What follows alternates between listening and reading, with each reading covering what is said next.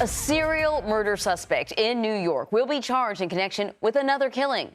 Rex Heuermann has already pleaded not guilty to murdering 4 women out of the 11 whose remains were found at Long Island's Gilgo Beach more than a decade ago. Our Errol Barnett has more.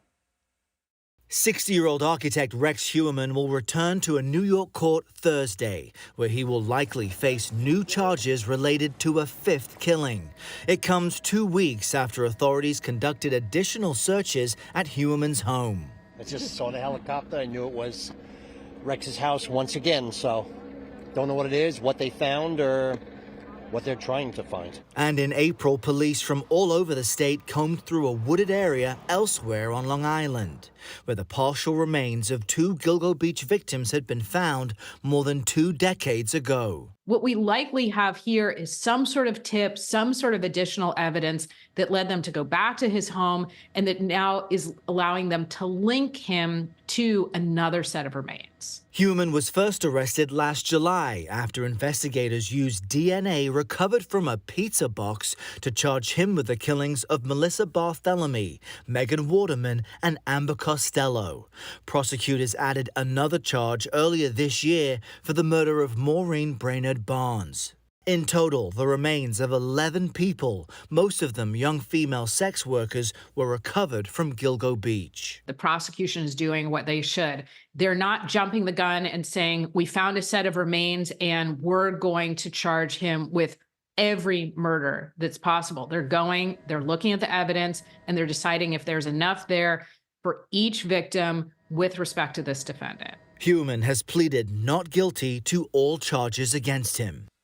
So Errol is joining us now with more on this. You know, when I heard this story, Errol, and I heard about the search, I thought, didn't they thoroughly search the house before already? So what happened with this latest search? Well, what we know last year, it was summertime around this time. I was there after the 12-day search when police used excavators, they used ground-penetrating sonar, they dug up a ton of physical and DNA evidence, and that was followed by the 3 murder charges against him. In January of this year, there was a 4th victim. And so what we know is that just a few weeks ago, they went back to the house. Both a neighbor and a lawyer representing his now ex-wife say they focused on the basement this time.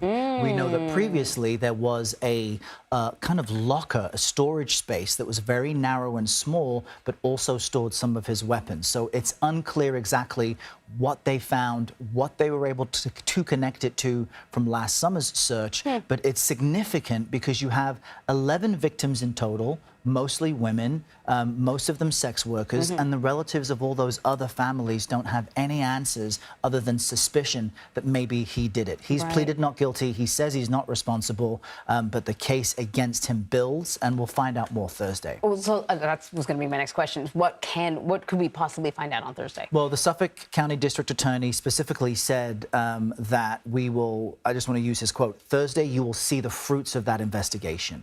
WCBS reporting that another indictment is coming. So this is evidence that they have found enough evidence to connect him to yet another murder. And let's not forget how they got to where they are now. They used his DNA off of a pizza box. They used metadata from burner phones he was using. They used his connection to a rental vehicle, all to put the case together after it had been dead for so many years. These bodies, these remains were found back between 2010 and 2011. And so they've painstakingly tried to build a bigger case against him, and we'll see exactly what those fruits are come This Thursday. is just good police work, and I know it must be excruciating for the victims' families that it's taking so long to sort of piece things together, but this is how it works because they want to get it right. That's right. Right? That's right. Errol, thank you very much. Great to see you.